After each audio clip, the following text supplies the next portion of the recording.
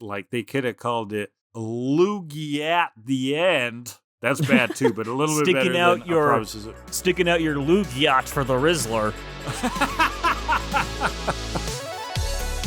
Hello and welcome back to the podcast To Kill A Delibird, where I'd like to introduce you to my very good friend Lugia. He's a guy from down the street. His name is Lou, and he's got these giant weird feather arm things, but he swims. What the hell is Lou anyways? Actually, he's imaginary, so I got my real friend and cousin here, Kellan, to teach me everything I'm saying wrong about Pokemon. Kellan, how's it going? Hey, what are you talking about? My name is Lou. I got these wings on my arms. I was born with them.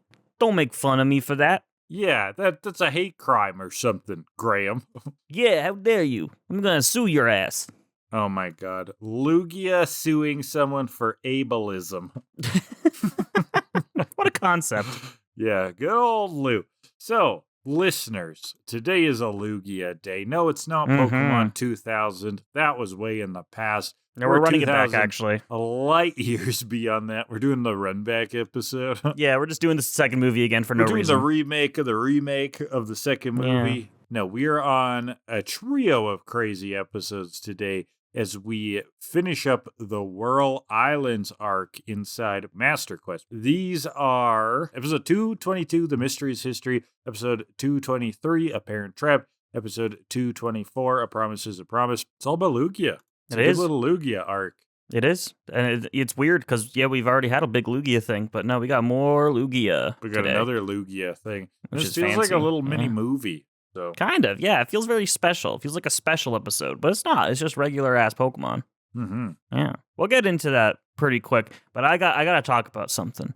I got to talk about something I figured out today because I find it very funny. So I've been playing Supermarket Simulator lately a lot, right? Right. We know this. You explained that game to us a different week. Yeah. You run a supermarket. Actually, at the start, it's not a supermarket. It's just a market. But you can make it a supermarket. It's becoming quite super, if I might say it. I just started stocking books for some reason. Wow. Yeah. You are truly got some books. A supermarket. Yeah. So I realized I can kind of fuck the game up a little bit because, you know, a while ago I noticed some weird things going on, some product just kind of flying across the screen into the shelves. Eventually I realized, one of my stock boys, because you can hire stalkers in the game, STOCKERS, not STALK. Yeah, not like the side effects of being a woman on Twitch. Yeah, you're talking about, gotcha. Yeah. You can hire people to stock the shelves and whatnot, and they'll do all that work for you. And they do it very fucking slowly. But I noticed that one of my stock guys was kind of stuck on a shelf. And he was just telepathically bringing boxes to his hand from outside. Amazing. And then telepathically sending the product to the shelves. Amazing. Was this a glitch, or you actually can get telepaths? I assume it's a failsafe that if they get stuck on something, they can continue working. Because it is a small, I think, indie game, kind of janky, but the fun kind of jank, the admirable kind of jank. But today I got thinking, jank, reporting for duty. But today I got thinking, these guys are so fucking slow. Is there a way to get them stuck on purpose? Wait, are they actually quicker? Like, it's more effective? Yes, when it's they're way faster if they're just teleporting the boxes and products to themselves. And so, using some storage racks, I imprisoned my stock boys in the corner of the storage room. Oh my God, this is amazing. I gotta tell you, Graham, productivity has skyrocketed. They're moving so much faster. If they can't move, they unlock some kind of latent ability deep within their mind skull, and they can just send boxes a-flying. They walk as close as they can physically get to the box, which is not close at all because they're stuck in a small corner of the room. Oh my God, and the box that's so good.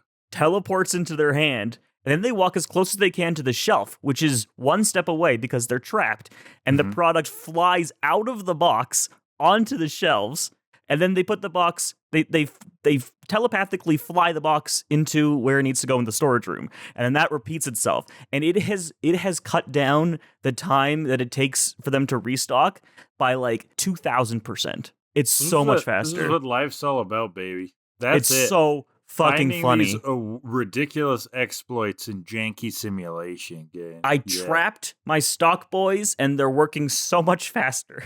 Oh my god. Oh my god. I love it. Sounds I love sick. it. That sounds sick. It's so funny. I still don't know about this game, but Oh, it's great. yeah, I mean it's like any other simulator game. About it's when awesome. when you look at a sim game and then you're like, what would happen if, I ramp up the speed on this roller coaster and Roller Coaster Tycoon to like way beyond its safety limits and put a pool at the end? What's gonna happen? Except this time it's just, let's see if I can make these guys go faster, and now there's always artichokes in the produce section. Have you Googled if this is like a well-known tech? I haven't. If it's like a strategy. Supermarket simulator, trap stock boys. Guys, trap stock boys. A quick cursory glance. I'm not seeing anything like any like thread or anything that's like, hey, this is a thing. So it might not be that well known, but maybe I found something. Who knows? Maybe you got some advanced tech. Maybe. But no, I just used because when you throw boxes onto the floor, their AI tells them, okay, go pick up the box and put it where it needs to go. Yep. So I set up a little corral and I threw boxes into the back of it and then waited for them to walk into the back of the corner and then put another storage rack in front to trap them in. I was like, I'm baiting these people into their corral to trap them with storage. It's just so good. Oh my it's God. so fucking funny. Anyway. I mean, it's kind of like Psyduck. Psyduck gets a headache and he unlocks psychic powers. Trap a stock boy. Oh my god, the returns will be through the roof, and so will your inventory. Now, see, I worked as a stalker in a grocery store for a while in high school. I never tried this tech. I never found out if this is actually like true to life. So I should have tried that. You could have really tapped into something deep. You could have had a whole spin-off side adventure. You could have become a real superhero. You could have gone on the road. Stuck boy. Life could have been your oyster. Stuck boy, the real get me stucker. Stuck somewhere. Get me stuck somewhere I can't get out of, and suddenly I developed telepathic powers. Bro, but only for cool. boxes and stuff. Yeah, very limited. Only for very art limited. and jokes. Yeah. Anyway, that has nothing to do with specific superpower is when with Lugia I find or anything? myself backed into a corner. I can move asparagus with my mind. Oh, I don't have asparagus. They don't have asparagus in the game, I don't think. Oh my god. Future update, maybe. Yeah. Anyway, that has nothing to do with Lugia, asparagus patch. But I got that figured out today, and I was just filled with joy. And not Jenny, eh? No, just joy. All right, well, I got something we can do as we get into the episode. So quick little an activity? Boosh. Yeah. There's so much room for activities. Sure. Lots of room for activities in this crazy podcast. So these episodes, they have parent Lugia and a child Lugia. Mm-hmm. They're super rare legendary creatures and really need to be hiding from all kinds of criminals, poachers, etc., right? Correct. So these are the top 5 ways for a legendary creature to hide from poachers, okay? You got it. I got it. Number 5, have your kid play with a human child on an island well known to be associated with your existence. That'll work great. I wonder where you got that idea from. We'll see later. I think it's a perfect idea. Yeah. Nothing could go wrong. Nothing at all, no. And nothing could go wrong with number 4 either. Fake mustache and glasses. Oh, yeah, obviously. That's classic. I mean, no notes. No. No one's gonna see a Lugia because Lugia is not supposed to have a mustache. But this Lugia has a mustache, so it can't be Lugia. You Lugia right? are stupid. They're gonna be looking for no mustache Lugias. Yeah, Lugias shave all the time. Lugias are all clean shaven. Yeah. Number 3. Eat sardines every day. Trust me, folks, from personal experience, people keep their distance. Yeah, you and your deans. My deans. My deans. Yo, we should make a parody. Fuck. My deans. If I glued my balls to my butthole again? No, Jolene by Dolly Parton. My deans. My deans. I thought that's where you were going. That's better, yeah. I'm begging of you, please don't take my deans. That's it. That's the hey, everyone, if we get 10 supporters on the Patreon, we'll write that. We'll do it. We'll figure out how to record that. Figure something out, yeah. Okay. But that's I'll say it right, it's not gonna happen, but I'll say it right now. I'll do it. Number 2. This is for all those Lugias out there trying to keep people away from them. Just tariff your closest allies. Get those taxes on those ho-oh feathers. Fuck. They'll stay far away. And then delay some of them for a month, and then instate pull them. random ones and put on other ones. And delay some of them, Make up random shit about milk and how they're turning the rats trans or something. Oh my fucking god, don't even get me started. I barely know anything about that. And it's like, oh my fucking god. But you know about the trans rats? Yes, that's what I'm talking about. And how they're not fucking trans. Christ almighty. We're not a political podcast. This is what we all want to not a political podcast. No. This is what we all really want to do right now, Kellan. Number one, just dig really deep holes. Just dig. Yeah. Don't ask questions. Lugia's just got to get shoveling. Yeah, that works. Ask Jesse and James. They know a little something about digging. A little something. They sure do. Mm-hmm. All right. So yeah, let's just jump into this 3-episode arc, because there's a lot to get to, with episode 222, The Mystery is History. Previously on Pokemon. We got to Whirl Island, and we saw Sparky the Pikachu, and holy shit, there's Richie. They're not gonna keep us in suspense anymore. Showing us Sparky was not like a, where's Richie kind of deal. He's right there. Mm-hmm. So Ash just greets him. He's like, hey, what's up, Richie? Great. It's been a while. They kind of do the little Spider-Man meme point. They're like, whoa, who's you? Yeah, a little bit of that. Hey, like, oh, it's the other guy with a Pikachu. Oh my god, my mirror. Well, yeah, old friends, been so long. It's been, God, how many episodes? Like 100 and something? Yeah, something like that. I mean, indigoleague only has like 80 episodes. Something like that, yeah. It's been like 140 or so. Pikachu, Togepi, and Sparky, they're all dancing. It's very cute. Richie's looking for a mysterious Pokemon. Huh. Interesting. Everyone's hankering for a mystery. The mystery machine is what we're all about now. Yeah, and then there's this like montage of Richie like researching in a library. It's like, I've been reading all the books. I went to Minas Tirith and pulled out all the tomes they had on the ancient ring. And now that has led me to here where there's sightings. And Ash is like, yeah, we saw a shadow. I don't know what the fuck research is, but like, yeah, we're here too. We saw it. Yeah, we just like heard from the guy that he could be here. So we just came through that cave. So your research was kind of worthless because we got here in a much shorter time. Misty burns him because Ash is like, well, we got here by instinct, common sense, and quick reactions. Misty goes, 3 items in short supply around here. Hey, got him. Oh my goodness. Well, but Brock's like, well, if we both ended up here, it must be here. I don't think that's how that works. But I knew you were gonna pick up on that logic. Yeah. that is Brock logic to a T, right? Yeah. Where he's like, if there's A and there's B, naturally there's C. Yeah. And I'm not gonna explain why. Well, with Richie here, we have a question from the god of the skin on top of gravy, Lactodermis. Lactodermis, we pray to you. Who wants to know, in their infinite wisdom, Ash's Echo Fighter is here, Richie. If there could be another parallel character of the day you'd want to make a reappearance, who would it be? And I gotta say, I can't think of any others. Well, I mean, I'm kind of waiting for, now I don't remember her name, but the Charasitic Valley. Oh, yeah. Charla was the Charizard. Yeah, but you know what I'm talking about. I mean, just because that would also mean we're getting to see Charizard again. Yeah. Be good to have her in an episode. I would also... Liza, that's her name. Liza. I'm on board with any, I guess are we not counting characters of the day who are like canon? Like Bill or or Lorelai or Bruno.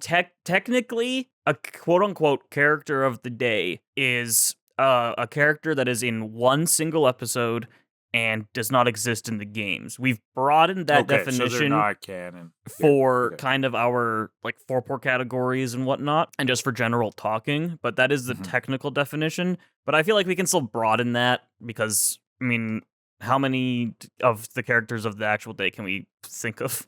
How many are memorable? I can't even name her, but yeah, mostly that Charizard lady. What about that? What about DJ Mary from Airtime? Yes. Bring her back. We could bring back DJ Mary. Yeah, so many of them are forgettable. What about Gligar Man? Gligar Man? I would be down for Gligar Man. Past. Yeah. Dr. Quackenpoker, bring him back. Dr. Quackenpoker, that's a good one. Okay, she did get 2 episodes, but the Snubble Lady was kind of fun. Oh, Madam Muchmoney. Madam Munchmoney. Casey got 2 episodes, and that was, one too many. Now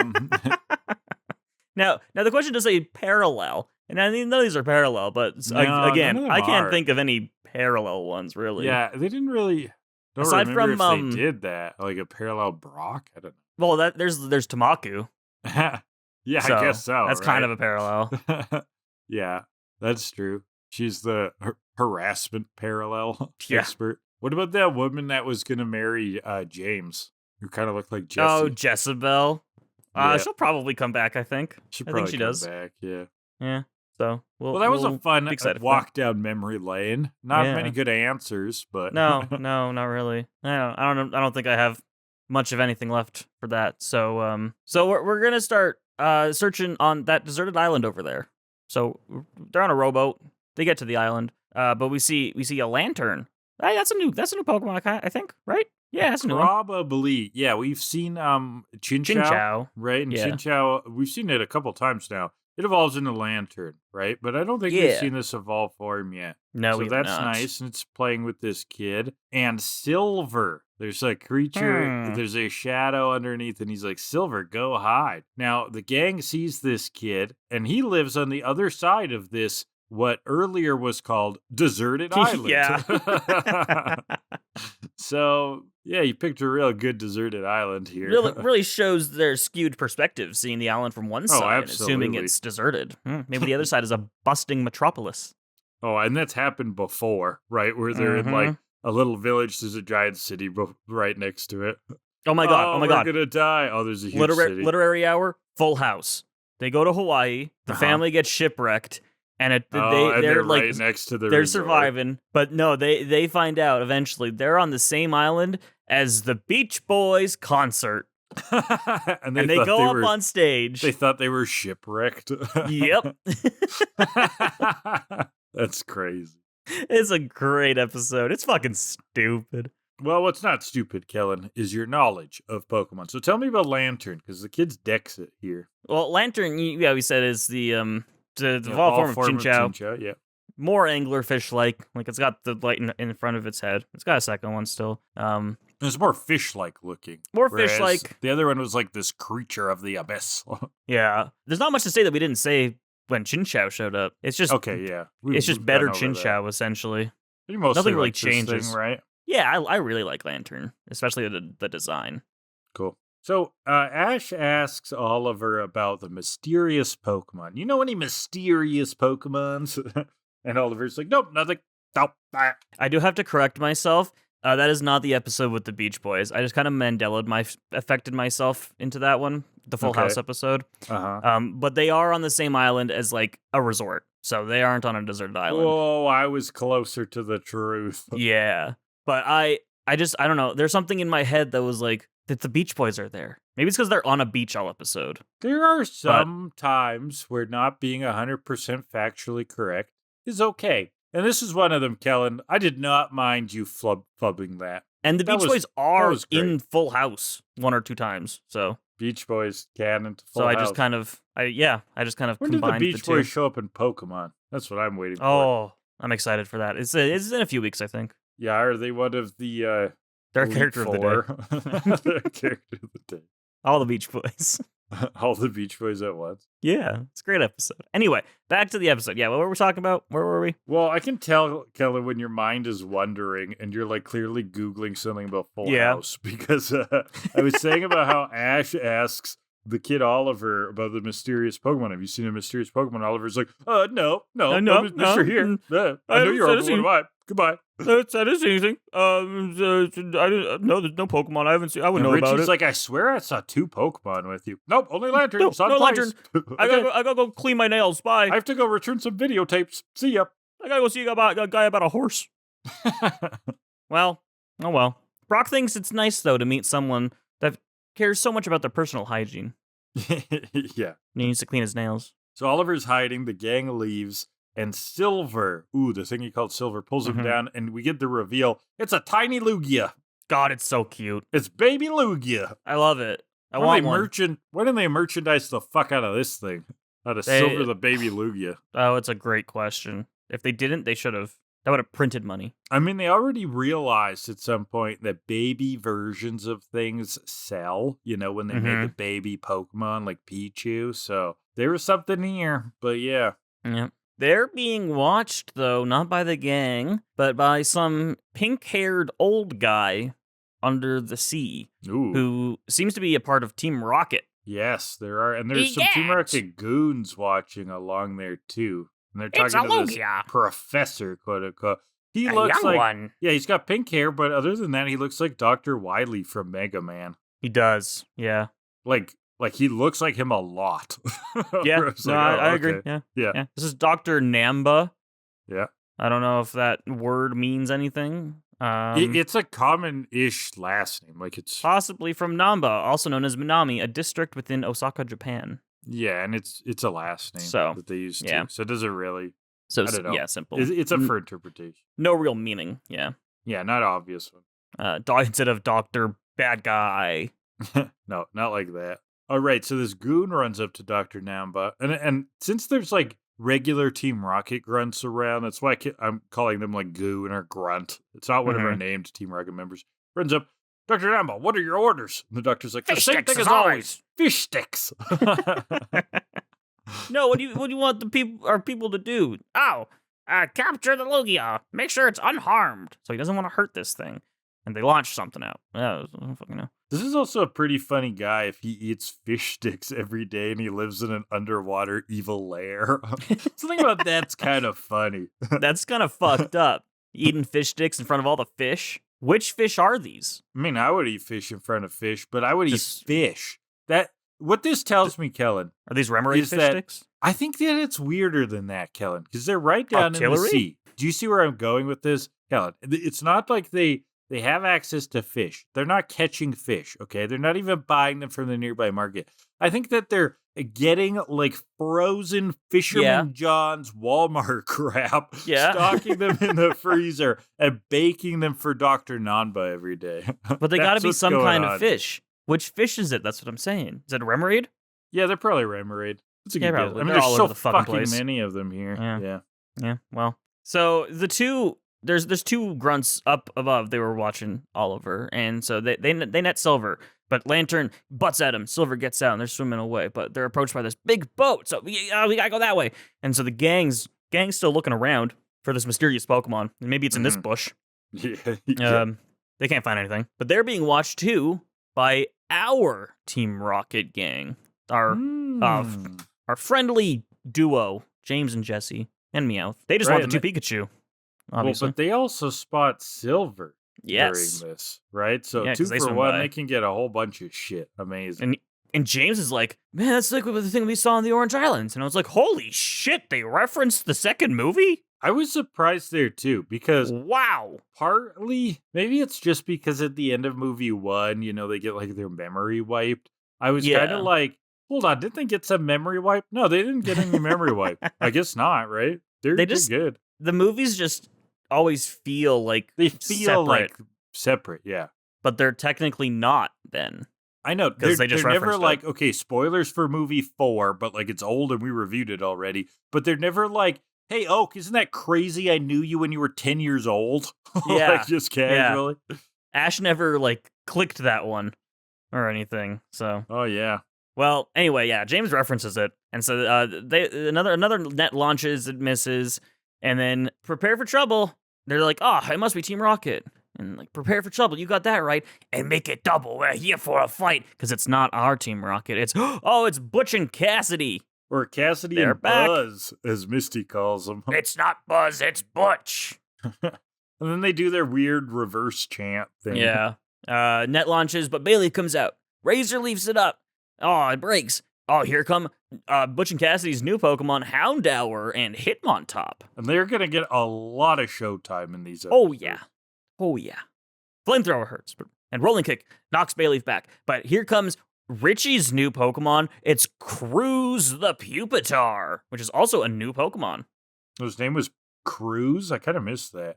I heard it as Bruise, but apparently it is Cruz. But Pupitar, because I remember you saying that name a lot, and I was like, really, Pupitar? Pupitar? But then, no, and here, yeah, he's that's his name. He's Pupitar. Yeah, Pupitar. And this little bastard apparently can topple a mountain, according to the text. It's a pupa, because it's a cocoon kind of Pokemon.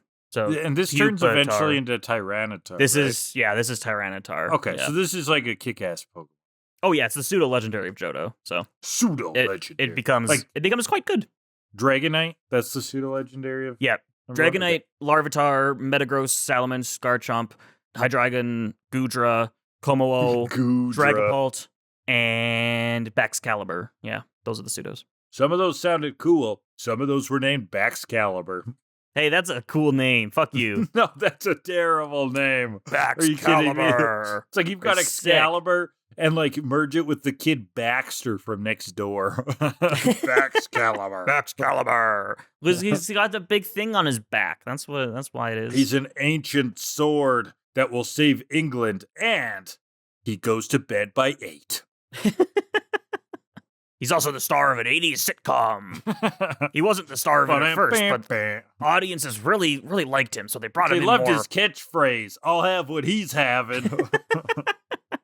Anyway, yes, Pupitar is here also. Right. Cruz the Pupitar, yeah, larval form of Tyranitar, so it's pretty good. Rock ground, very sedentary because it's a cocoon, so it doesn't really do much. I really hated its voice because it was just like, Pupitar, just a guy. It was just a guy.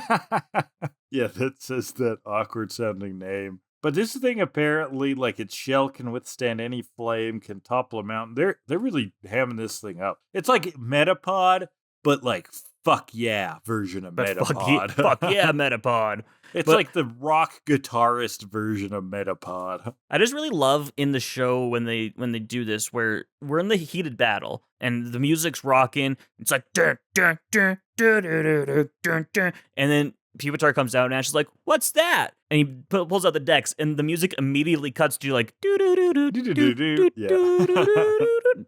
I'm singing "Take on Me." I don't know where that came from, but you get what I'm saying. Yeah, the beeps and the boops kick in, and we get this like hard cut to, we're gonna tell you some dumb shit about cool shit, but that's kind of dumb, but that's kind of cool. Any questions? Anyway, yeah, Pupitar is Hard Boy. Any questions about Hard Boy?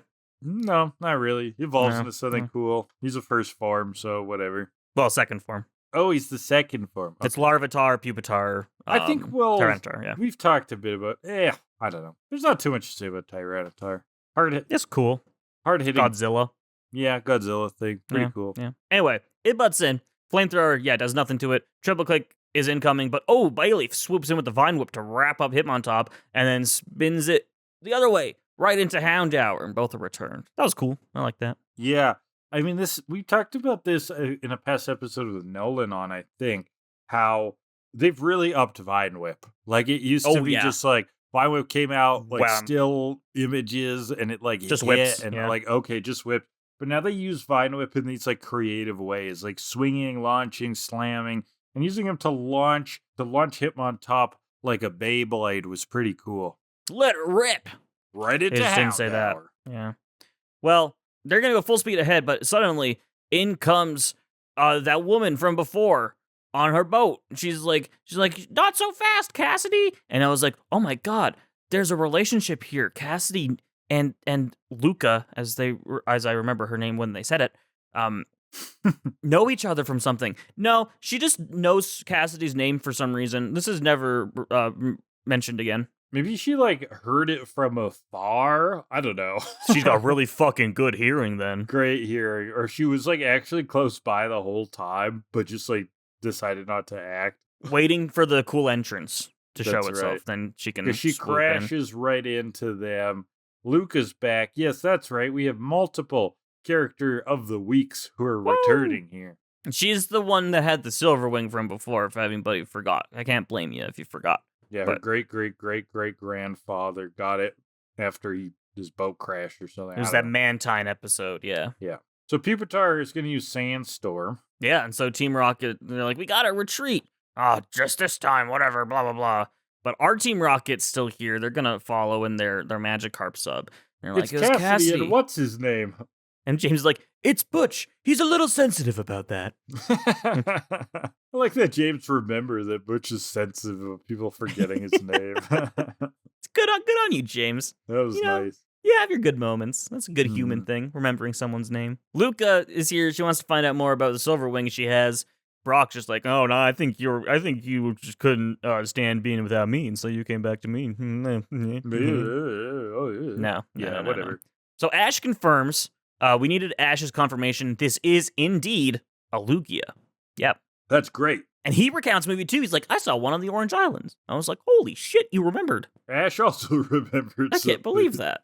Yeah, and it's funny. There's multiple Lugia. Interesting. Yeah, that's something that there's multiple of most, if not all, legendary Pokemon. Oh, but that's not something that it really hammers in when you're a kid playing the games, because there's only one per file. Yeah. There's Moltres in like red and blue, but there's also Moltres in Heart Gold and Soul Silver. Interesting. How is that possible? But it's because there's literally multiple. So for most Pokemon, it does make more sense that. Okay, like they're legendary because they're like really, really rare. They're but ridiculously they can't rare be and one powerful. of a species. Like they would be extinct, Yeah. except for Mewtwo because he's synthetic. He's a clone. Except there's Mewtwo in red and blue, but there's also a Mewtwo you can encounter in X and Y. Is that the same Mewtwo? We don't know. I mean, otherwise it's really fucking with the lore, though. It's very fucking confusing. Let me look up his X and Y dex entries just out of curiosity. It's created by scientists after years of horrific gene splicing and DNA engineering experience. So I guess maybe the X and Y Mewtwo. I guess the X and Y Mewtwo is in a timeline where the Kanto trainer doesn't catch him. Ooh, maybe this is a clue towards like the timeline of that being a split timeline. I mean, we know that there's Mewtwo. timeline shenanigans in Pokemon, so. Yeah, is it well mapped out, though? I thought there was some uncertainties. I don't know. I'm not sure. It comes down to Mewtwo. No, it comes down to the firing of the ultimate weapon. Oh. So maybe this, maybe this is the one. That for a future episode. Yeah, this might be the Mewtwo then in the Mega Evolution universe. Who knows? But Okay, then there's Mewtwo in Let's Go Pikachu Needs, so I don't fucking know. Oh my god, you're going. You've lost the plot. You're I've going lost off it completely. on stuff. Let's get back to the plot. What's Legendary going Pokemon. on? Where's Lugia? They're talking about Silver. Yeah. So Ollie is like, Silver's the same age as me. I don't know. He knows that. And like this kid. He was there. Why'd you lie before? To protect him. Okay, that's nice. They're actually Silver twins. can't fly yet, apparently. Oh, they're twins. Yeah. No, Oliver's parents and the parent Lugia are actually really good friends, and they timed their childbirths together so that their kids would grow up together. It's a really sweet story, actually. Yeah, they meet up every Sunday for pancakes. Yeah, it's very cute, very, very kind. We all wish we could have a friendship like that. Well, Silver can't fly. No, Silver's too weak, too much of a weak ass bitch. And Ash is like, okay, so how'd you get it? Did you catch it with a Pokeball? No, Ash. 1 week ago. Flashback. He was playing with Lantern when a storm rolled in, and he couldn't get back to shore. The waves were far too rough and too big, and he got knocked out. When he awoke, he was lying on some rock when Silver was right there next to him, who saved him. And then suddenly he saw the parent Lugia shoot up out of the water. Wah! And he's like, oh yeah, not too far from the kid is a parent Lugia. And there's parent Lugia. Yeah, we cut out of the flashback. Big Lugia arises. And Lucas Silverwing is a glowing. Okay, so it's all connected. This is what the Silverwing was all about, folks. And big old Lugia, it's not actually as big as I remembered it being in Pokemon 2000. Was that Lugia bigger, you think? This might just be a short king Lugia. I think so. I think this was Short King Lugia. It's a short king. we stand a short king. Respects. But I also have to say, actually, legendary Pokemon in the games can't breed, so you can't have a baby Lugia. So, just saying. You know what? I think there's a problem with the games because, there's got to be babies. Come on, that's stupid. Imagine a giant ass Lugia popping out of an egg. Well, but okay, are you with me that this thing didn't look quite as big, right? Like this thing is like the size of this thing's like the size of a truck. But I remembered it being like the size of like a large house, you know? I remember it being like whale size. Maybe. I mean, this Lugia I think had to be smaller for what happens to it. Oh, for plot if you want to be reasons. for Yeah, plot yeah. reasons, yeah. So they made it a short king on purpose. I'm not complaining, just observing. Yeah, a little could bit be. complaining. Wasn't that big old Lugia. But anyways, still pretty big. Very mad, okay? Everyone's like, oh my god, parents are protective. Ugh. So then everyone's like trying to explain to this angry bird sea monster thing, we're all friends here. We're not trying to hurt your kid. Ollie's like, we're friends. And everyone's like, believe us, we're friendly. Sparky and Pikachu are like, believe us, come on. Yeah, Silver vouches for them. That calms Mom down. And seems to nod for them to swallow him. Seems to nod for him to follow them. Oh my Lugia god. just eats everybody. It was a real abrupt ending to the episode. 10 minutes in. Jonah off the ship. Give him to the whale. Lugia is the throat goat. Anyway, the glizzy guzzler. All right. Oh my god. And then the kids have to solve puzzles inside of its stomach. And for some reason, in the second quest, there's cows sticking out of the walls. Kellan was playing the Master Quest version of Ocarina of Time recently and reminded me that in the Master Quest remix of that dungeon of Jabba Jabba's belly, there are cows in his stomach. Just everywhere, and they're just sticking out of the wall, and you have to hit them with the slingshot for the puzzles. It's so weird. Boomerang. No? Both. Slingshot? Either or, I guess. Both. Oh my god. But yeah, it's very strange. But it's weird, because Master Quest turned Jabba Jabba's belly into a dungeon I actually enjoyed. You barely have to use Ruto for anything. It's sick. Yeah, I mean, that is the tedious part of replaying some of those. You need her for things. like one room, so. Anyways, no, it doesn't swallow them. They follow. They follow Lugia. How are they going to do that? Scuba gear. Luca's got the scuba gear. Pikachu so they're all and Sparky down are scuba both in diving gear. Yeah, everyone's so got cute. gear this time. Great. They're all down with Lugia. Lugia's like eating seaweed. They're like, oh yeah, lunchtime. Okay, cool. Baby birding it to Silver. Luca's back up on the boat. Silverwing With is Togepi. Lugia's feather. Oh my god, we figured it out. Can't believe it. Took how long? Yeah. Togepi's up here too, which is a shame because I would have loved to see Togepi in scuba gear too. But she is just a little baby. Yeah, however that would look. It's so small. Luca, figures out the Silverwing is Lugia. She talks to her dead grandpa. Like, you'd be so proud or something. I don't fucking know. But we go to the Team Rocket base next. Jesse and James have to wear the uncool Team Rocket uniforms, the black ones, because they're infiltrating. Because they're gonna cool seeing them dressed up. I kind of liked it. They're gonna take the scheme, the plan, and pitch it to the boss as their plan. But I thought the boss was the boss, so he would probably know about this already. I have no idea. And they seem to sort of run in logical circles themselves, because they're like, is that okay that we steal the plan? They're like, the greatest ideas in histories were stolen. I love taking credit, James says. Edison. Butch and Cassidy are telling Professor Namda that Lugia is still out there. And there's this running gag where Butch and Cassidy approach the professor and he's like, why are you always interrupting me? And they're never interrupting him. Yeah. He's got voices in his head, this guy. Yeah. He's unwell. But this is unacceptable. Charizard and Feraligatr failed the test. We need Lugia for the Pokemon Magnifier project. So we got to break out the backup plan. He also really needs lunch. Those fish sticks, he still hasn't Where got the fuck them. are those fish sticks? So he's yelling for some goons to go get him lunch. This is James now. James and Jesse have to run, and they're mad. Yeah, well, Jesse's annoyed by this because Butch and Cassidy tell them to do that, and she really hates Cassidy, of course. Mm-hmm. And so, in order to calm her, I believe James says, they're bad guys. They're not nice. Yeah. Well, who are you then? James heard also that the beret was coming back in style, so that's good. Well, that's Jesse complaining. Why am I wearing a beret? Yeah, they're coming back in style. Well, Lugia heads out for more food.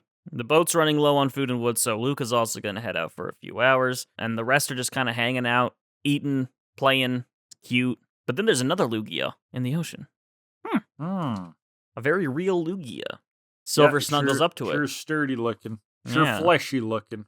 Silver tries to, play with it and whatnot, but oh god, a cage comes out and traps Silver. And here's Butch and Cassidy, and also our Team Rocket. They're all here together. Prepare for trouble, it's you-know-who. Make a double, we're nasty too. And so they're arguing back and forth. We want the Lugia, we have the Lugia. Blah, blah, blah. I didn't write any of this down because then they just go into a battle. Houndour and Arbok come out. Mm-hmm. Poison Sting, Flamethrower, blasts right through it. They crisp our Team Rocket right up. And so in come the gang.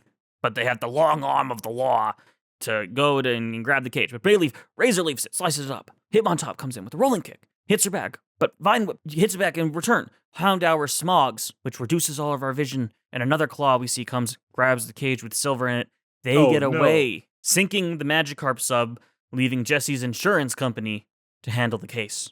Yeah, I mean, that's a bit of a Empire Strikes Back ending here. They've snatched the baby Lugia. What is going to happen? They've all retreated now, and the gang is bummed out. And we end with a really great detective line from Richie, really making use of his 3 episodes here. After they've looked around, they're like, where are they? They're gone. Richie goes, they got away, and they must have taken Silver with them. No fucking shit, Richie. I mean, he is a good detective. Wow. Jesus. But that's the episode. That's the first episode. All right. So Literary Hour from TVTropes.com is the mama bear trope. All right. Now, we don't know the gender of this Lugia parent, but it does fit in that motif of don't anger the parent, right? Mm-hmm. Wherever the child animal is, there's an angry parent nearby. Just like in the Berenstain Bears Big Chapter books, the Berenstain Bears and the Dress Code, where Queenie's mother is very upset when her daughter is sent home from school for wearing a miniskirt, since Queenie was inspired by the outfits her mother wore as a cub. She calls the principal, and that's why Miss Glitch, who isn't even Queenie's teacher but claims the authority of virtue of her being on hall duty, was allowed to do such a thing. Don't mess with Queenie's mother, okay? There's also from a book series I read as a teenager called Dragonlance in one of the opening novels, Dragons of an Autumn Twilight. I believe that's the first Dragonlance novel. They're breaking out, our main heroes are breaking out of this prison called Pax Tharkis, and they would have totally gotten caught, but this old, insane, and technically evil dragon was trying to find their children, which was the heroes that it had bonded with, and started causing a ruckus into the jail. Also, oh boy, don't you love when an evil dragon thinks that you're its children? It's my favorite thing. Beautiful. Beautiful thing. All right, you know what else is a beautiful thing? The forepaw. Let's rate. This is the Plastic Ping Pong Picture Objective Rankings. We're going to pull 2 categories at random for each episode that we review today and always, and rank the episode based on those categories. What is the first category, Kellan? First category is going to be the repetition.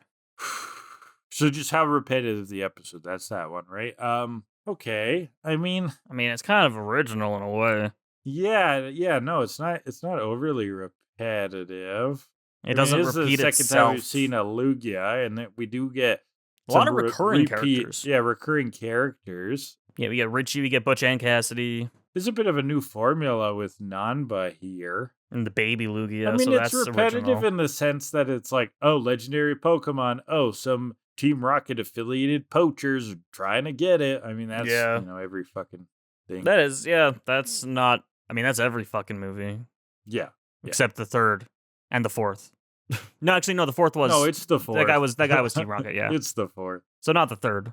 But yeah, right. So that's pretty repetitive. Yeah, that knocks it up a little bit. I still don't think it's like that repetitive, so I'm going to go 5.2. I don't think it's very repetitive, yeah. 4.6. 4.6, that's 4.9 for that. Second category is going to be, the Pokemon cries. Well, you hated Pupitar. I did not care for Pupitar. Yeah, that wasn't memorable. What does Silver sound like? I don't remember. Oh, it's like a baby, so it's pretty cute. It doesn't actually say Lugia, though, right? I don't think so. I wish this was the 3rd episode where adult Lugia noises. is screaming its fucking head off. We do get some adult Lugia noises, but not what we're gonna get. But nothing like good, memorable. There's no, Victory Bell doesn't pop out and scream at us. There's no Electabuzz going. I don't remember Lantern making any noises. No, Lanterns was pretty cute. It was pretty basic, but it was pretty cute. But Pupitar brings it down. That's a 4.3. 3.8 for me. 3.8, that's 4.05 for that overall. 4.475 for the mystery is history. Let's see if a parent trapped. Yeah, can we improve over this 3-episode mini arc? So, a Parent Trap, we start with a recap of last episode. We can skip course, that. Skipping ahead, we see Silver in a cage, and Professor Nanba is just mocking it. He's just like, taunting. You little bitch, you're in a cave. You in a idiot, cage. baby. Fuck you. All you do is eat shit and cry. Yeah, how are you going to get out of a cage when you don't have the key Because the key I ate and I shit out, and you'd have to go through my shit to find it. Ha ha ha, you stupid little baby. It's actual dialogue. Yeah, Namba needs some help, I think. Yeah, he's fucked up. That messed up, yeah. Well, yeah, Lugia is just kind of crying, and he and Butch and Cassidy realize, hey, if the parent's around, if it hears the baby crying, the parent's gonna come help. We can get both of them. Oh, Yeah, it turns out baby Lugia wasn't the prize all along. This is the bait, okay? They're still going after Big Bird of Mama Lugia. Cut back to the gang. They're sad as hell. Ollie's crying. And Luca comes back. She's like, why is everyone so sad? Is someone who died? Whose funeral am I busted? And the gang tells her the bad news. Who got kidnapped? Wow. And then the parent Lugia appears. It's like fucking Beetlejuice. They say Lugia, and big Lugia just pops out of the water. Screaming. Yeah. So they tell Lugia the story, but it's just searching around for its baby, and it doesn't see it. And I like how they portrayed this, because it's that panicked animal. Yeah. Right? It's got the wide eyes. It's going back and forth in distress, screaming, very mad. It's not rational, right? It is a wild animal.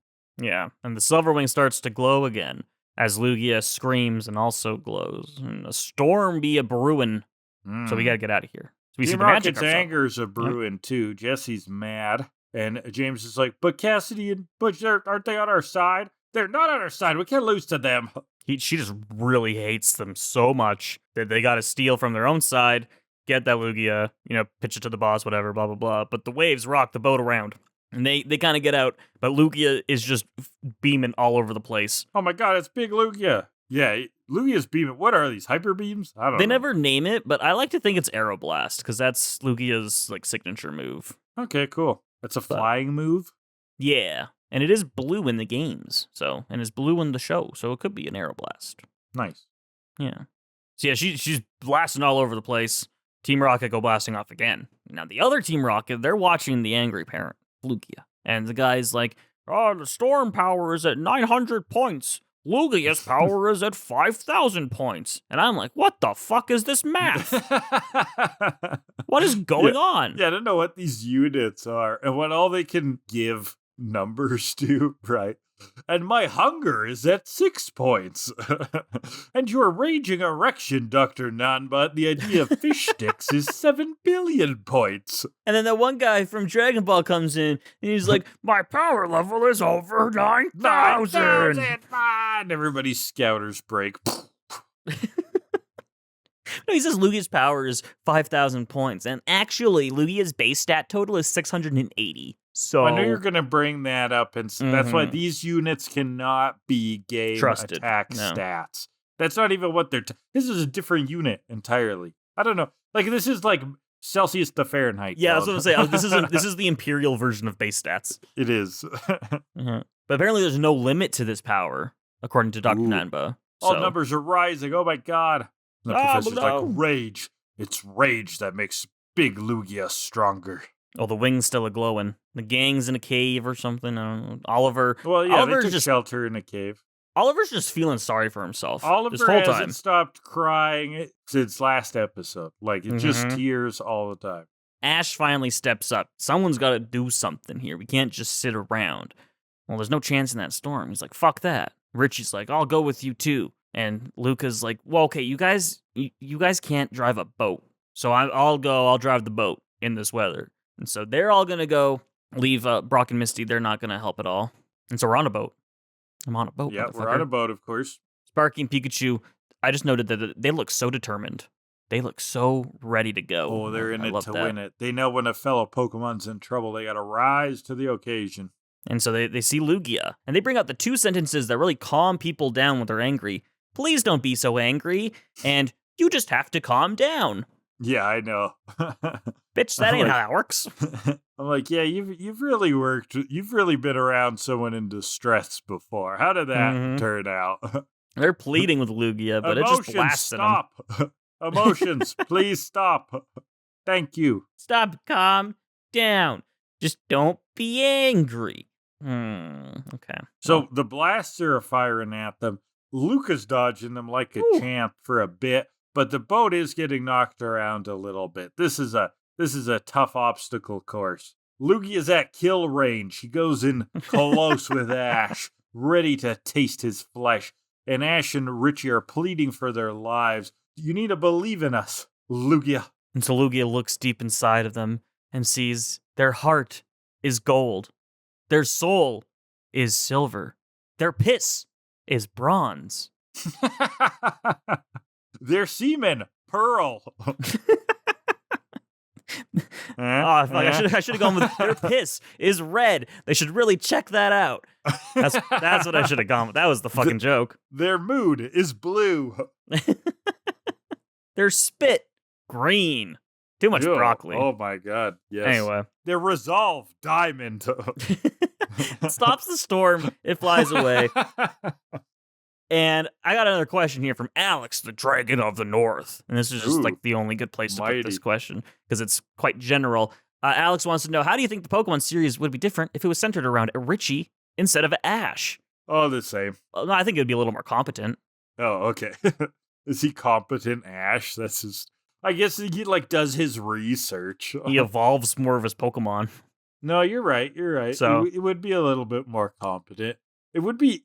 do you think the stupid detective moments, they would still exist, but they would be a little bit different? I think they'd be a little bit know-it-all-ier, but they wouldn't be as, is that a door? It's a door! Yeah, we wouldn't get it's a door moments. Do farts stink? It wouldn't be quite like that. Yeah, it would be pretty similar, though, I think. Mm-hmm. Yeah. Well, in the morning, Noctowl and Lantern are scouting. They don't see anything. And then Crobat shows up, and Crobat's just blue? Yeah, I noticed that, too. I was like, that's got to be a mistake, right? That's It's just the wrong color. Yeah. There's a lot of times where an error is just Meowth's... Yeah, something's the wrong color in, one shot, yeah. Yeah, it's Meowth's paw, the end of his paw is beige instead of brown or whatever. But this time, Crobat's just full-on blue. No, even I noticed this one. It was kind of hilariously wrong. Yeah. He's gone all Tobias Funke. He blew himself. I blew myself. I'm afraid I've blew myself. That's so classic. It basically, Kelly, correct me if I'm wrong, but it's Golbat's color palette, basically. It is, yeah. It's Zubat and Golbat's color palette. Which is on Crobat. But on Crobat for some reason. So it's very, very strange how that slipped through. For the 20th anniversary of Crobat, we're coming out with Crobat Blue. Original. Yeah. The classic Golbat skin. Yeah, exactly. Well, Crobat didn't find anything either. But Richie, he's figured this out. He thinks he might know. Silver's got to be still around here somewhere. Because Team Rocket would have seen the parent. And they wouldn't leave the parent behind. And we can't hear Silver because it would be crying out for its parent. So if we can't hear it, it's probably not on dry land. Team Rocket, Misty's figured this out now after Richie's explained all of this. They gotta be underwater. And so Misty's like, fuck yeah, it's time for my Pokemon to shine. Let's go, Goldeen. The leader of the pack, Goldeen. And Totodile, of course, who dances off the boat. Yeah, well, Misty's also bringing Staryu, Polly, Whirl, and Corsola. We've got the whole squad. The water Pokemon are looking deep. Okay, cool. And then Lantern comes back up. Lantern found something? Okay, interesting. Possibly. Got a way to Team Rocket in the sub. They're still mad as fuck. Okay. The gang and some scuba gear is following Team Rocket, and they see the base. That's what happened. We also see a shelter in the foreground for no real reason. It's just there. Just shelter. Okay. Fun. But yeah, they find the base. Inside, Butch and Cassidy, they quote-unquote interrupt Dr. Namba again, and it's time for Operation Great Big Lugia, Capture Plan D, Level 2 or something. It's in motion. All the processes and procedures are go. So then we cut to our Team Rocket, who are dressing up again. But, oh my god, they're trapped like a rat-a-tat. Oh, no. They're in this, kind of side area, this small little path in the ship. And they're caught in a tank. Suddenly the walls came up because the place is morphing. Oh my god, what is going on? It's like an airlock unit, yeah. It's like an airlock unit. That's like a sea lock, yeah. Yeah. They're trapped like a rat-a-tat. The professor's screaming, raise up the undersea base. Oh my god. There's a really good line here when they're bemoaning the outfits they have to wear. Jesse's like, at least one of us looks good in anything they wear. Meowth goes, well, thanks for noticing, Jesse. That's fun. Oh, yeah. Well, yeah, so the base rises up. Capture Plan D is initiated. And they raise Silver Capture out Plan of... D's nuts. Got it. Got 'em. They raise Silver up and out of the base. The gang is seeing this. Silver stuck way out onto the land, crying out for its parent, for its mama. Richie gets it, though. It's a trap. It's a trap.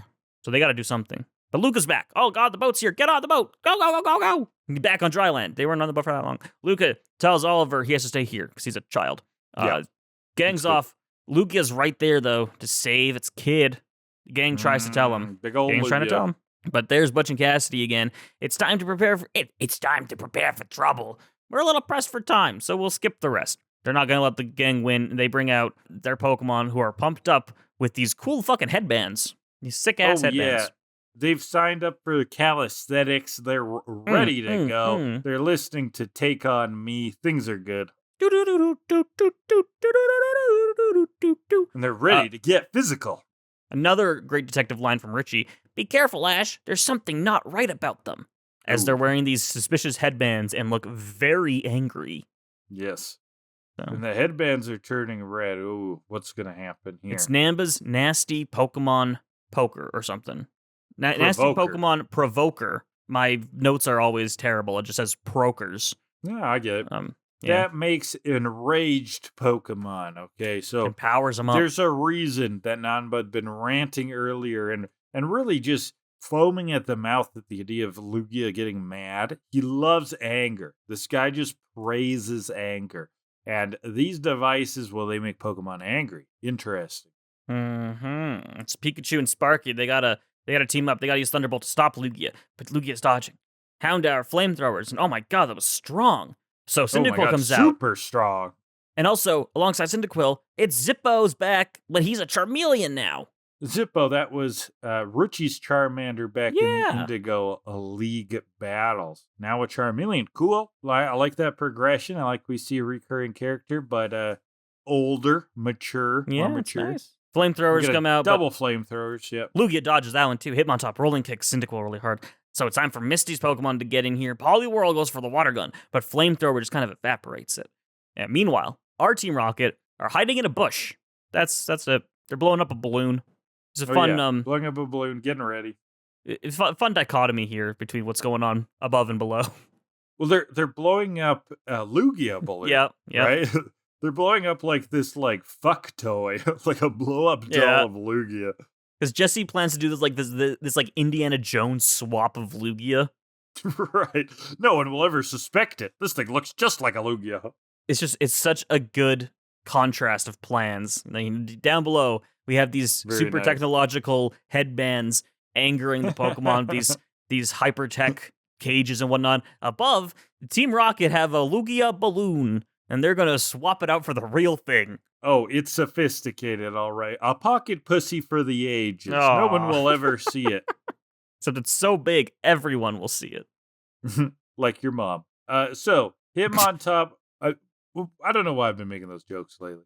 Hitmontop is enraged, okay? Well, Cassidy turns that dial up to 11, as I put in my notes, which is important to note for later. It is important. Enraged triple kick knocks Poliwhirl back. Brock's never seen one with so much power. Flamethrower knocks Zippo out. Richie's just like, I don't get what's going on. How is this possible? I thought it was pretty obvious, but okay. It clearly has to do with the Richard Simmons workout gear, okay? Sweating for the oldies. Yeah. Lugia's still coming in. Pikachu and Sparky try to bolt again, but nope, it's just dodge, and Lugia blasts at the gang. Doesn't understand that they're trying to protect it, and so they go down, they're dead, and there's no one to stop Lugia. She comes in for her child, and the cage traps her in this large energy ball. Yeah, she had no idea why the kids were trying to get her away. Everyone was her enemy in that moment, but really they were trying to help because baby Lugia was the bait, the trap all along. Lugia is now caught in the force field, and we hear the professor from down below screaming, "The power of extreme anger and rage wins!" Meanwhile, James and Meowth finished blowing up the Lugia balloon.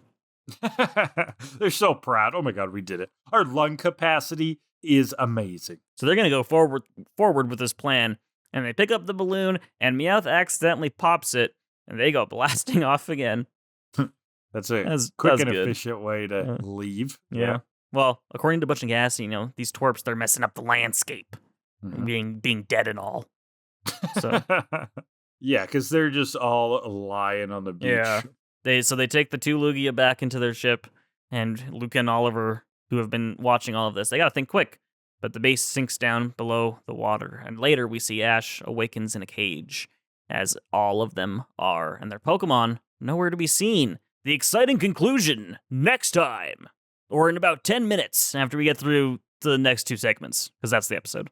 Yeah, I mean, things got even worse for our heroes, right? At the end of the first episode, things were bad. Now they're looking extremely dire. Everybody and their grandpa is caught by Team Rocket, it seems. So that gives me a great literary hour from tvtropes.com. The trope I'm thinking about is the bad guy wins. Dun, dun, dun. So there's quite a few examples, right? Things go pretty bad in 1984, right, Kellan? Like Winston actually becomes to love Big Brother. Spoiler alert for 1984. It does not work out for our hero. Does not end well. The Thought Police, there's a reason people bring it up again. A series called Mistborn. So Brandon Sanderson. People really love this trilogy. I read 2 out of the 3. It's good. It's good. It's fun. It's not my favorite kind of fantasy. It kind of has an interesting subversion on this because the whole premise is that like 1,000 years ago, the bad guys won. Like that there was the like kind of evil king heroic journey and the hero lost, and you're actually living in the world that has like a lot of the ramifications, and then you learn a lot of there's some twists and turns. But I'm bringing that up because that's the whole setting of those books, is that the bad guys won. That's what we're dealing with here, because if you think about it, the setting of the 3rd episode is going to be the setup of the first 2 episodes, which have the bad guys win. Yeah, and to take it back to Ocarina of Time, that's the plot basically of the second, or I guess the second 2/3, or the last 2/3. That's the word. It's like the setting of the last 2/3 of the game, because you let Ganondorf into the Sacred Realm by accident, and 7 years later, Ganondorf has taken over, and now you got to deal with that. There's a few Japanese games specifically that do really good jobs of that, of like kind of the World of Ruin, quote unquote, version, right? Like where you actually get to play in an environment where the bad guys completely took over. And I don't really want to name the others because some of them are spoilers, like for really cool moments. But yeah, that's something that a bunch of Japanese games do really well. All right, let's rate this thing and get to that last episode before we're here for it is a lot of 3 hours. All right. Port time. What's our first category? The first category will be the flavor of the featured Pokemon if it were cooked. I feel like this one pops up a lot. Ooh, Lugia would taste good, I think. I think Lugia would be really fatty, though. But I think if prepared well, it'd be really good. But it would taste like whale, I bet, which like I haven't eaten, I won't eat. Quite blubbery. I bet you a lot of whale is very good. But, we don't, it's not in the eating business, right? They're too endangered in general. Not ethical hunting. But I think cases. Just the rarity of Lugia, I think there's got to be good flavor on that, There's meat on those thighs, and look at those thighs, they're fucking big. It looks tasty. I think it would have some great, I think it would have that kind of like, almost like swordfish, right? Where it tastes kind of like, it's very meaty for a fish, right? It tastes almost like a steak, but it still is kind of fishy, like somewhere like that. One of the best meals I remember having is a grilled swordfish down in Florida. That was some good shit. Yeah, I believe you. I had that once in Italy. I think it was swordfish. It's like one of the only times I've had that, too. It's taking me back there. 6.7. Oh, that's it? Man, we were really pumping up this Lugia. Yeah, we were pumping it up like the blow-up doll. I'm going 8.5. Yeah, but I still think like the blubbery thing is there. I think there's like a little meat in there, and that meat's going to be real good, but it's just covered in blubber and whatnot. Blubber. So, well, 7.6 for that. Drinking that blubber. The final one, or second one, will be silly Pikachu moments. I don't remember a lot of Pikachu in this one. See, he'd be in the diving gear because they went down to the base. Yeah, and that's cute. That's a big one for me. There's also he and Sparky who are looking so determined when they're trying to calm down Lugia. It's not really silly, but it's cute, and I love it. They're very sad. Like Pikachu's sad early. The after Silver gets Pikachu kidnapped. duo are very emotive in these episodes, which is nice. Like any feeling that's supposed to be expressed by the scene, the Pikachu brothers are really on it. Yeah. So there's a couple good ones. I feel like the big silly Pikachu moments like we had really early on in the show have been lacking a lot lately. So maybe a curve needs to be graded on here. So but it's not super high. I'm gonna go 5, just 5. Okay. Yeah, I mean, I think that there's some good usage there. I don't think it's really that silly, though. So I'm going 4.1. 4.1 says 4.55 and overall 6.075. Just barely cracks that 6. Second time in Master Quest.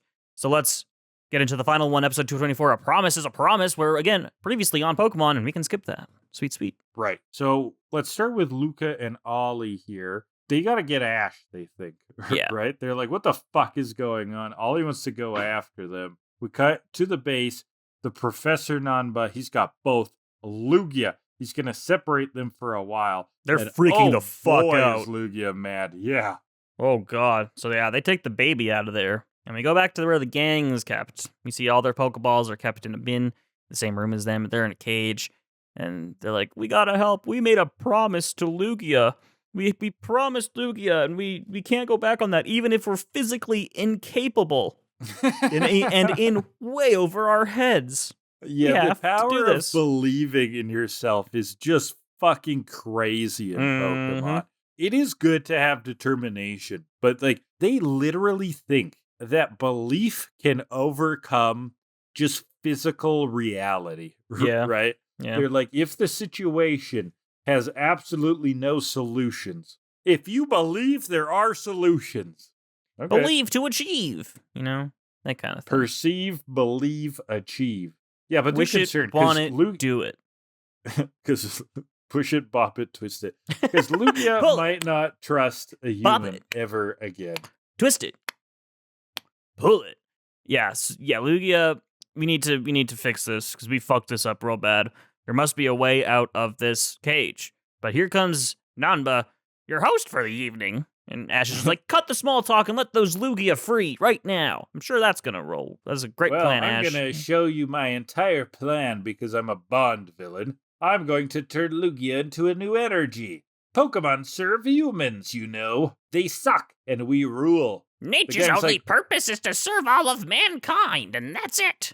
Yeah, plants are here to wipe my ass. The gang's like, but we can live in balance and peace. We can live in harmony and diplomacy, Nanba. Idiot. Yeah, bad guy. This guy's got an ego. Oh, he does. And he's screaming about, I'm superior to Pokemon. I created this rage device. Yeah. It makes them really fucking angry, and then they're even more useful. And that's the best way to release their power. And the gang's like, no, it's not. But once Lugia is angry enough, it'll be unstoppable. And he's going to start by jump-starting the Pikachu, who are strapped to a table. No, our Pikachu, they're strapped to a table. It's not good. Very bad.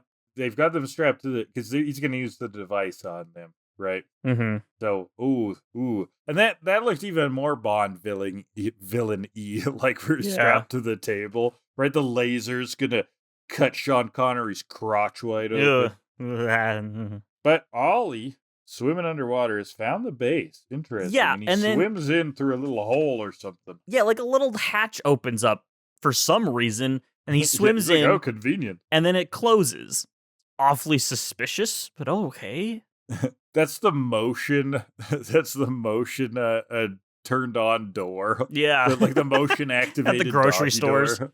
Yeah. Well, our Team Rocket, back in black outfits, back inside the base, they've got to find that Lugia.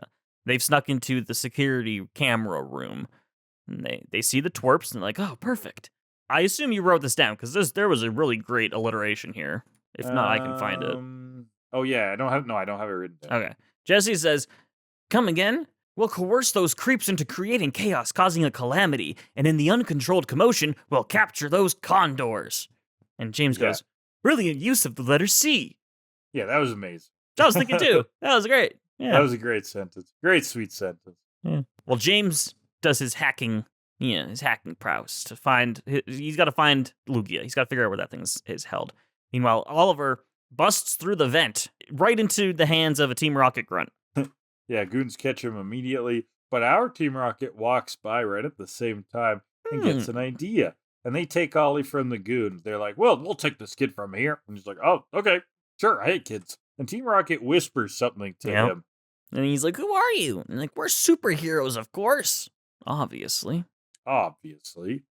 Well, back in the gang's room, the headbands are coming on, but in comes Oliver, and you get that buggy music coming up. He unlocks the cage. Somehow he has the code, and Ash very, very satisfyingly just headbutts Nanba. Yeah, it was himself. Awesome because, like, we don't often see the kids have to get that physical. He just straight up attacks Nanba. Love it. It's sick. And Nanba flies and breaks the machine, which then frees the Pikachus. And Misty asks Ollie, how'd you get the code? From these two nice superheroes, of course. That's odd. Well, Nanba presses his emergency blue button, which everybody, there's an alarm sounding, I think, and everyone's running around. The gang is confronted as they're escaping by a very large gang of grunts, as well as Butch and Cassidy. Hitmontop and Houndour come out. They've still got the headbands. Pikachu going for it. Flamethrower, they dodge. Rolling kick, dodge. They aim for the band. They aim for the headband with Thunderbolt, which shatters the devices. Ooh, amazing. And then they're like, Pikachu, get him! And they hit back against Houndour and Hitmontop real hard. I thought that was quite satisfying as well. And we hear someone has broken into the Lugia room, so Butch and Cassidy got to go investigate. Yeah, and in the meantime, the leftover goons are going to attack the gang. Yep. Then we cut, though, to the Lugia room, quote-unquote. Our Team Rocket is in there. They're busting in, and Butch and Cassidy roll in also. Hey, it's Jesse and John! Oh, what a subversion! Oh my god. They twisted that joke on its head. They're gonna nab Lugia. So they argue a bunch, of course, because grab they the have glory. to. Yeah. So Houndoom, Hitmontop, Arbok, Victory Bell, they're all out. Flamethrower, dodged. Houndoom? Did I say Houndoom? Yeah. Houndour. Okay. I know what you meant. Houndour, Flamethrowers, is dodged, and Headbutt hits it real hard from Arbok. Razor Leaf gets hit back by a triple kick, and then he lands the hit. The gang, we see them. They're still dealing with this big group of grunts. Pupitar's out, Totodile water guns, and Pupitar just kind of like charges right through the grunts or something. Yeah, he just brute forces. Yeah. He just girths these bad boys. He moves from the left side of the screen to the right side of the screen. And the grunts and grunts fall over as a result. Yeah. I just found that was weird. So they're running through the hallways, and the gang reached the room that baby Lugia is in, that Silver's in. And here's Nanba as well. And here comes his angry Electabuzz. Yeah, who's got a provoker on. Mm-hmm. And so this thing's powered up and angry as fuck, and it's going for a Thunder Punch. Pikachu jumps. Yeah, and this thing's get a Thunderbolt. Okay, Pikachu Thunderbolt's then down, but this Electabuzz is the master of the light screen. Loves using the light screen to block these Thunderbolts. So he's blocking that. Electabuzz Thunder Punches now, and this second one hits, and then he just starts powering up. Boom! There's a big explosion around him.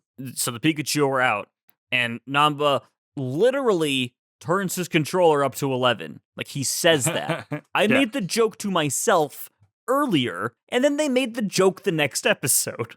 Oh, yeah. Yeah, Dr. Nanba loves Spinal Tap. Love it. Why don't you just make that one 10? Well, it's one higher. It's one higher. Ash, come on. That means Electabuzz is one angrier. I gotta watch that again. That's so good. So good. Goes for another Thunder Punch, though, yeah. And then back to Butch and Cassidy. Flamethrower. Arbok dodges it. It hits the machine. And so Hitmontop's going to go for a Rapid Spin. A Vine Whip seems to misdirect it into the same pole that the Flamethrower hit. And we got some really epic music going on here, because Arbok then gets launched back into it, too. And so this was just really epic to me, because Jesse's just like, okay, fine, whatever, and sends out Wobbuffet on purpose. And I was like, oh, brilliant. Yes. When she brings out Wobbuffet on purpose, it's hype. Because she knows what she's got to do. Well, sort of, because she tells it to counter the Flamethrower. But it actually works, because as we know, Wobbuffet can translate, and he uses Mirror Coat, probably. Wobbuffet's the smart one.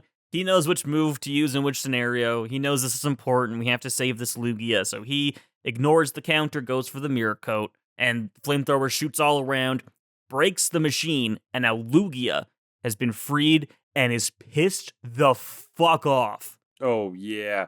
We've let out a hornet's nest, but it's not inside of a net. It's inside of your uncle's boot. And the uncle's boot is this base. Okay, that was terrible. The Lugia's free, and it is so fucking mad, and it's screaming, and it's like blasting holes. I like this, Kellan, because it really feels like this thing is just destroying the base from the inside out. It's beautiful. It really just is. Blasts a hole immediately through this thing. And then we get a nice sequence I really enjoyed, because it's like Butch shows up on, I don't remember the order, but like Butch shows up on screen, he's like, ah! And then Cassidy, and she goes, ah! And then James, ah! Jesse, ah! And then wobbuffet, wobbuffet! Yes, they're all getting blasted off. Yeah. So yeah, they blast through a hole. All of them go blasting off again. All of the named Team Rocket characters, aside from Naba, obviously.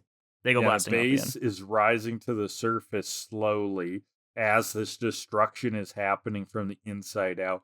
We get more shots now of Lugia destroying the base from the inside. He's just smashing through walls. Like, he's in the middle now. It's crazy. There's grunts running all around. They're like, the humanity! So I've got another question here, final question of the day, from Tristan, back from the tropics and burnt to a crisp, who asks, how are Jesse and James still employed by Team Rocket after this arc? Word would clearly get to Giovanni about them trying to sabotage the operation. Why would Giovanni not have fired them after this? I mean, you could ask that question a long time ago. You could ask that every episode, yeah. There is already a dismissal of Jesse and James. Like, and there's a lot of mistrust within Team Rocket, right? So it's like no one's really believing anybody, I think, when they're sending up reports, at least between Butch and Cassie, between Jesse and James, right? If Jesse and James says something about Butch and Cassidy, you're not going to believe it. Likewise for Butch and Cassidy. So I think there's a lot of mistrust that really hides the truth. I think that Jesse and James are kept on not to do any actual work, but having them as employees just gives Team Rocket just enough people that it bumps them up and gets Team Rocket like a good tax break or something. Oh, it's like part of their insurance package, maybe? Yeah. Like, oh, it's got to be a package policy and you need this number. Likewise, maybe James' parents are like, just keep our son busy. And they're actually like sending a bunch of money into the mafia. That's the one. They're being bribed to keep Jesse they're and James Nepo babies employed. and they don't even realize it. That's the answer. We got there. All right, yeah, Lugia, we're all pissed off. Back to the still gang. Destroying the base. Yep. Pikachu, they team up. Electabuzz goes for an enraged Thunder Punch, but they dodge. And it's some real great music. It's that final boss music again. Double Thunderbolt. Namba just screams, rage, rage, I just love rage. I know, it's hilarious how much he likes anger. Dude's got problems. Yeah, that's weird. yeah. But they keep dodging punches, and they're staggering their attacks. Eventually they go for a double Thunderbolt, but Light Screen blocks it, and he goes for an enraged Thunderbolt. But I think it's dodged or something, I don't know. But finally Richie figures it out. He sees the controller. It's like, we gotta go for that thing. Wow, we can break the rage box. That's the rage box he's holding. So Pikachu Thunderbolts to distract. Light Screen blocks it, of course, but Sparky, from above, comes flying in.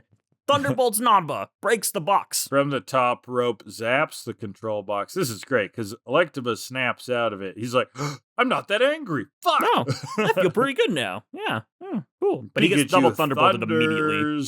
Boom. With a great KO. shocked animation on Electabuzz. I really liked that. Yeah, frame. Beautiful. And so Namba's down. Namba's like, the only way to bring out power is through rage. And Ash is like, nope, it's trust. It's just so cheesy. Trust is the best way to bring out a Pokemon's strength. And Namba's like, goes, now that makes me mad. Yeah.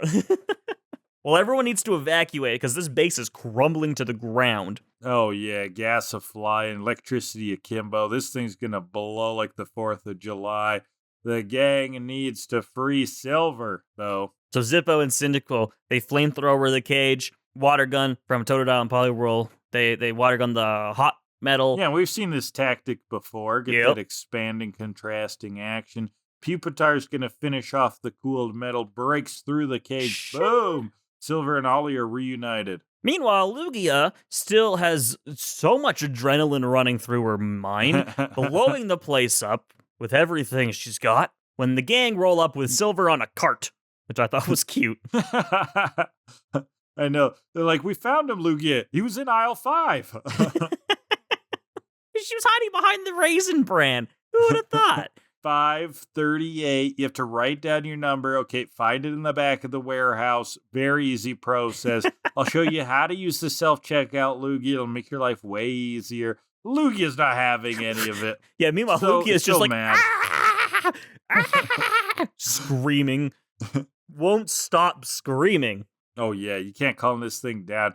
Pikachu's trying to talk to it. So Ash and Richie are to their pleading. Come on, Lugia. Come on, step out of it. And kind of does, humans. Okay, because what happens is some danger is approaching.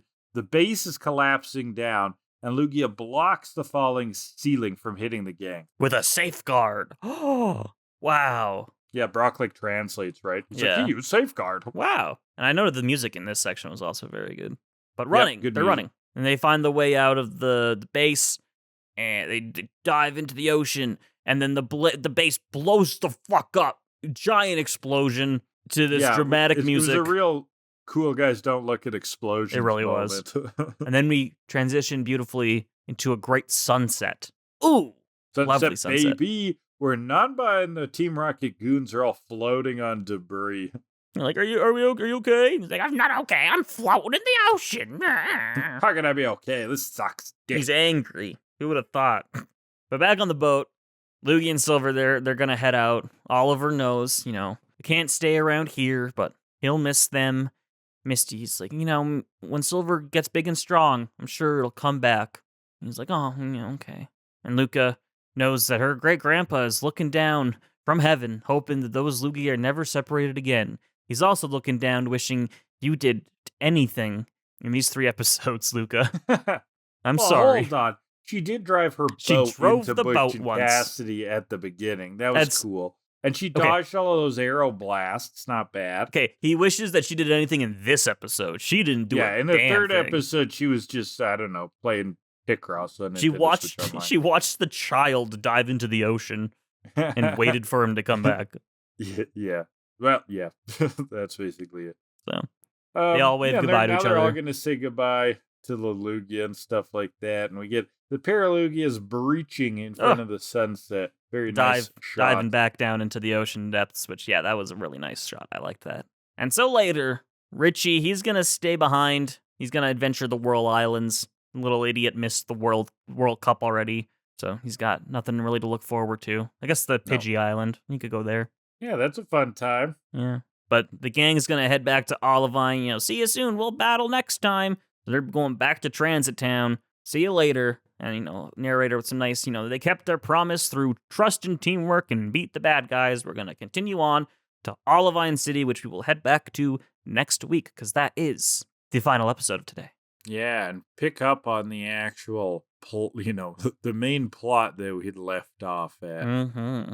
Okay, so the trope that I'm looking at for Literary Hour is Unstoppable Rage. It's that berserker moment, right? From Viking warfare, where so filled with rage that you don't even know what's going on anymore. And there's a motif where great warriors can kind of channel this. Okay, so there's this series I read as I guess, I don't know, around 11, 12, that kind of age, called Redwall. That's they're medieval warfare books, but where everybody is anthropomorphic woodland creatures. So the main characters are mice, and there's rabbits, and they fight against rats and a mountain cat and stuff. The badgers all live in this mountain called Salamandastron. That's what it was called. A mountain called Salamandastron on the west coast, and they're the legendary badgers, and they live there. But they can tap into what's called the blood wrath, which is where they go in. They're normally calm, but when they go into battle, they're the unstoppable berserkers who are just blind to everything except for killing. Okay, that's the badgers. Don't fuck with the honey badger. Honey badger don't care. Honey badger don't give a shit. Nope, it just kills. Classic throwback to almost 20 years ago. Fucking hell. Well, and throwback to the unstoppable rage of the Lugia that we discussed today. Yes. All right. Let's rate this and get out of here. I'm baby. fucking starving. All right. Episode title is the first category. Okay, so episode title. This A promise one is is a promise. A promise is a promise. That sucks dick. Boring. Japanese, The Promise with Lugia. Kind of boring. Yeah. Other languages, Bulgarian, A Promise is a Promise. Mandarin Chinese, The Promise with Lugia. Dutch, A Promise is a Promise. European French, A Thing Promised, A Thing Due. I kind of like that. Hebrew, Better. End of story. Hindi. It's so literal. Pretty good. Hindi, if you have made a promise, you have to fulfill it. Italian, Mouthful. A promise is a promise. Polish, a man's word is his bond. Better. Brazilian Portuguese, promise is due. Portugal Portuguese, the promise is due. Latin American Spanish, a promise is a promise. Spain Spanish, a promise is a promise. So a lot of a promise is a promise. Una promesa. It sounds cool in Spanish. It does. Though. Come it on. does. Una promesa. Best one is end of story in Hebrew, but this is weak. Yeah, no, this is not good. Like they could have called it Lugia at the end. That's bad too, but a little bit better than promises. Sticking out your Lugiat for the Rizzler. I'm sorry. Holy fuck, that's incredible. Lugiat. The Lugiat. That is a great phrase, man, because that thing's packing. That thing's oatmeal. That thing's a shaking. Cake, dumpster, Thick. front yard, milkshake. Hell yeah. ICC. This 2.3. title, though, A Promise is a Promise, to rate it lowly, 2.5. So that's 2.4 for that final category of the day. The Pokemon variety. Pretty good, I would say. Okay, walk me through this. I mean, we get the Houndour, we get the Hitmontop. We got a bunch of gang. We got quite a bit of the gang. Poliwhirl, Totodile, Cyndaquil. We get Richie's Pokemon, Charmeleon, Pupitar. There's Houndour, Hitmontop. There's Electabuzz. Yeah, there's Lugia. There's a Lantern. Mm-hmm. So I would say compared to your average episode, this is actually up there. It's not bad. It's not bad. We don't get a big spread. Like if the Goons had shown like 8 different kinds of weird gloom or something, but 7.6. 7.6. I'll go high. 7.6. Yeah, I'm not bad. A little lower. I think it's kind of one of those, I don't even remember what you call it, where the graph starts really low and then like as it goes higher, it goes higher, even higher. I'm explaining this terribly. Logarithmic? Exponential? I think so. Exponential? I think it's exponential, yeah. Yeah.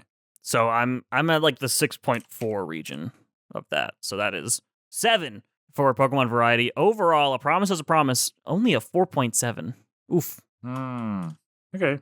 This was a good arc, though. I enjoyed these. I like this arc, too. This is my favorite part of the Whirl Islands, to be honest. This was pretty fun. I felt like watching a movie, so yeah. Yeah, and it's cohesive. There's, And Nanbo is a fun villain. I would love to see him again. I don't know if we do, but yeah. That Dr. Wily evil base thing, that was cool. Apparently, in the original Japanese version, there's a whole gag through these 3 episodes of people mispronouncing Namba's name, like calling him by the wrong name, and we didn't get that at all in the dub. So that would have been fun, but well. Yeah, Lugia at the end. Well, what are we going to do next week, Kellan? Next week, we're done 2 the Whirl Islands. episodes. Is there more Pokemon? Or is that it? Yeah, that's the end of the series, actually. No, we're heading no more Pokemon. Back to the mainland, because we're going to do 2 more episodes, throwing in the Knock Towel, episode 225, or in Japanese, Fly, Flight, Ho-Ho! Exclamation. Head for Asagi! Double exclamation. Where we will officially leave the Whirl Islands. And then followed by episode 226, Nerves of Steelix, or in Japanese, Asagi Gym! Exclamation. Versus Haganale. Wow. Okay, cool. Asagi so we got a gym. It is. We got a gym next week. Exciting. Wow. We leave these banger triples right into a gym battle. I'm excited, Kellan. Those are fun to dissect. We get some cool action. We get to see Pokemon lore flex its muscles, get into the guts of Pokemon. So that's absolutely good. All right. Thanks everybody for listening. This has been To Kill A Delibird, the Pokemon Rewatch anime podcast where we're so deep into Johto we don't even know what a Kanto is anymore. Kanto, do this much longer. No, we will forever. That's our plea. Jesus. Thanks for listening. Not forever. Please yeah, no. We'll do it. Animatronic zombies. We're dead. Maybe a decade or 2, Not forever. 20 years. Okay, so To Kill A Delibird, if you're watching on YouTube, or if you're not, you can find us on YouTube at Hydra Leech is the channel. That's where we post these. Leave comments on the video version, like, subscribe, all of that nonsense. We love engaging with you in the comments when we can. Audio versions are on Spotify and any platform. Find podcasts or download. Again, if you can interact with the episodes there, really appreciate it. You can send us questions if you have them for the episode. You'll hear people write in. There is a Google form linked in the description for the episode. That's how you can reach us, ask us questions for the next episode. We also have an email. You can reach us, tokilladelibird@gmail.com, or we're on Blue Sky. Handle is tokilladelibird. Intro and outro music is 80th Synthwave by Alexi Action. Kellan runs a TikTok channel is Hydra Leeches, where you can find some fun accompanying shorts for the content along the way. Twitch is twitch.tv/Hydra Leech. He has ongoing an 100% Pokemon Coliseum run, but as he's doing some of the more boring grinding off camera, he's bringing up this 100% Sonic Adventure run, which I caught a little bit of. Very fun. That's a great stream game because it's just chaotic and broken and fun. Yeah, and it's cool music. And how many times will I fall through the floor? Hell yeah! Let's find out. And then finally, we have a Patreon linked there. It's just a tip jar. Just treat it like a tip jar. If you want to support the show, much appreciated. But that's it. Yeah. No content. So yes, thank you all for listening. Kellan, did I miss anything? Nope, I don't think so. I've got chicken tacos from Costco to go eat. So it sounds delicious. Like the ones in the tray. Yeah. Oh yeah. I love them tray. Love Costco tray tacos. The Costco tray meals, just in general, are very solid. I mean, I haven't eaten all of them, but I've never been very disappointed with one. The only one I've tried that I haven't really liked is the stuffed bell peppers. Those ones are okay. Yeah, you know what? That you're reminding me. I don't know if I liked that much either. If I had that, or maybe I just didn't like the look of them. I don't know. But I'm good with the chicken penne Alfredo. I like the butter chicken. I love the chicken tacos. The SCO's got a lot of good stuff. I don't know if they still have it, but back in the day they had a shepherd's pie that still was got pretty that. deadly. Oh yeah. Yep. Chicken pot pie, pretty deadly. The chicken pot pie is good because it's also kind of cheap. It's like $10 for this big pie. It's also kind of cheap, yeah. It's nice. And then I think they stopped it, but they had beef bulgogi for a while. No, they have that still. I saw it today. Yeah. I haven't found that one in a while. I like that bulgogi. I haven't tried that one. Good. I'll have to try that at some point. Yeah. Yeah. Well, that's our review of Costco meals. Yeah, if y'all want more Costco talk next week, let us know, because I'm always down to talk about the SCO. Talk about the SCO. Yeah. I had the best avocados from Costco. Ooh. Oh my god. Import from Mexico. Beautiful. Beautiful avocados. Fucking millennial and your avocados. Yep. God. Anyway, how are we ending this episode? Ate them on toast. Can't afford a house. Can't afford a house. All right. Bye, I guess. That's an outro. Yeah.